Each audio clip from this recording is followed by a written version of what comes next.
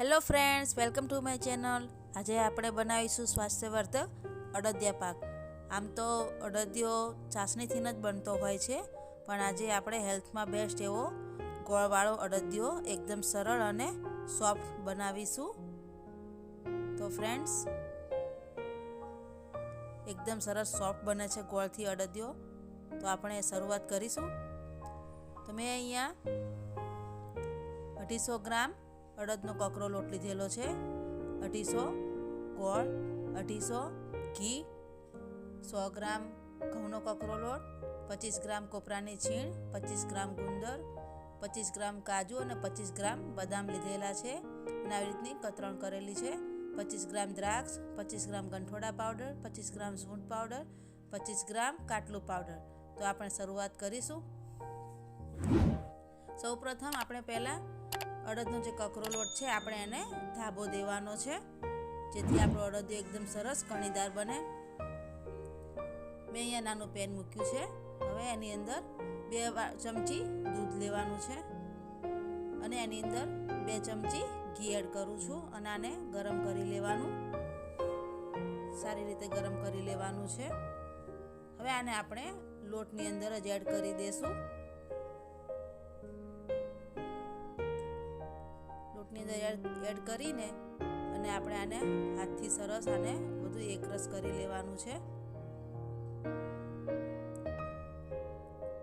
લોટને બધું અંદર સરસ દૂધ ને ઘી એકરસ થઈ જાય એટલે આપણે આ રીતે દબાઈને પ્રેસ કરીને અને ઢાંકીને આપણે 20 મિનિટ માટે મૂકી દેશું।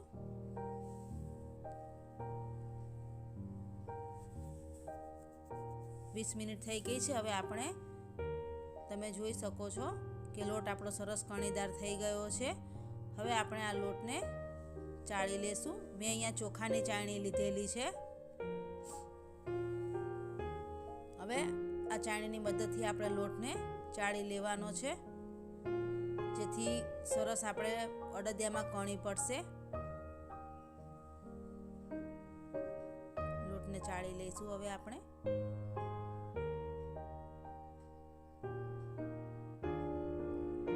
ફ્રેન્ડ્સ, લોટ આપણો અહીંયા સરસ ચાળી લીધો છે, તમે જોઈ શકો છો કે સરસ કણી પણ પડી ગઈ છે। હવે ગેસ ઉપર મેં મોટું વાસણ મૂકી દીધું છે, એની અંદર હવે 250 ઘી આપણે એડ કરી દઈશું અને ઘીને ગરમ થવા દઈશું। આની અંદર લોટ આપણે એડ કરી દઈશું અને લોટને ગોલ્ડન બ્રાઉન થાય ત્યાં સુધી શેકવાનો છે। લોટને સારી રીતે ઘીમાં મિક્સ કરી દઈશું અને ગેસ આપણે ધીમો જ રાખવાનો છે। અને આની જ અંદર આપણે ઘઉંનો લોટ પણ, જે કકરો ઘઉંનો લોટ લીધેલો છે તે પણ આની અંદર જ એડ કરી દેવાનો છે, જેથી બંને લોટ સારી રીતે શેકાઈ જશે। અલગથી ઘઉંનો કકરો લોટ શેકવાનો નથી અને ગોલ્ડન બ્રાઉન થાય ત્યાં સુધી લોટને આપણે સારી રીતે શેકી લેશું। લોટ શેકવામાં ઉતાવળ કરવાની નથી। તમે જોઈ શકો છો લોટ આપણો શેકાઈ ગયો છે। હવે આની અંદર આપણે ગુંદર એડ કરી દઈશું અને ગેસ આપણે ધીમો જ રાખવાનો છે।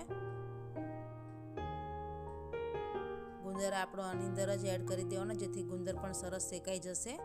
હવે ફ્રેન્ડ્સ, આપણે અડદિયાને સોફ્ટ બનાવવા માટે આની અંદર આપણે 2 ચમચી દૂધ એડ કરીશું, જેથી અડદિયો એકદમ આપણે સોફ્ટ બનશે।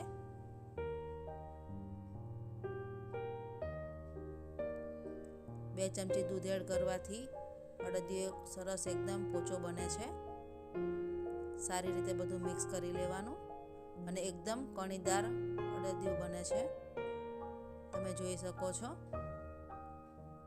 હવે આની અંદર જ આપણે બધું મસાલો એડ કરી દઈશું। સૂંઠ પાવડર, ગંઠોડા પાવડર,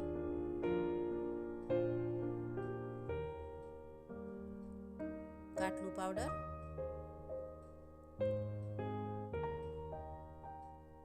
કોપરાની છીણ, બધું આની અંદર જ એડ કરી દેવાનું, કારણ કે આ લોટ બધો ગરમ છે એટલે બધો મસાલો પણ સરસ રીતે શેકાઈ જશે।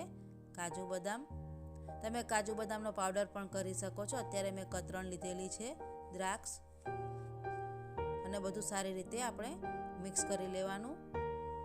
ગેસ બંધ નથી કરવાનો, ગેસ ધીમો જ રાખવાનો છે. બધો વસાણું સારી રીતે આપણે મિક્સ કરી લેવાનું છે.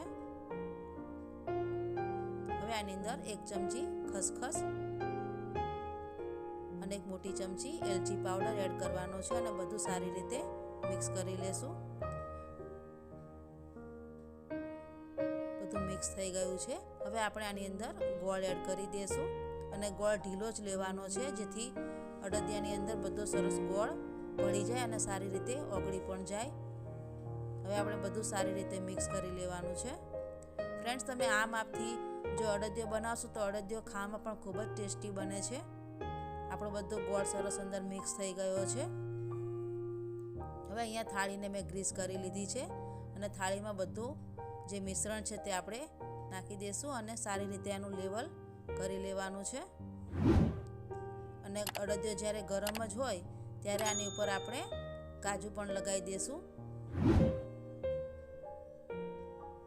ગરમ હોય ત્યારે જ કાજુ લગાવી દેવાના અને મેં કટ પણ આપી દીધા છે. સહેજ ગરમ હોય ત્યારે તમારે કટ આપી દેવાનું, કારણ કે આ ગોળનો અડદિયો છે. ફ્રેન્ડ્સ, તો આપણો અડદિયો સરસ ગોળનો તૈયાર છે.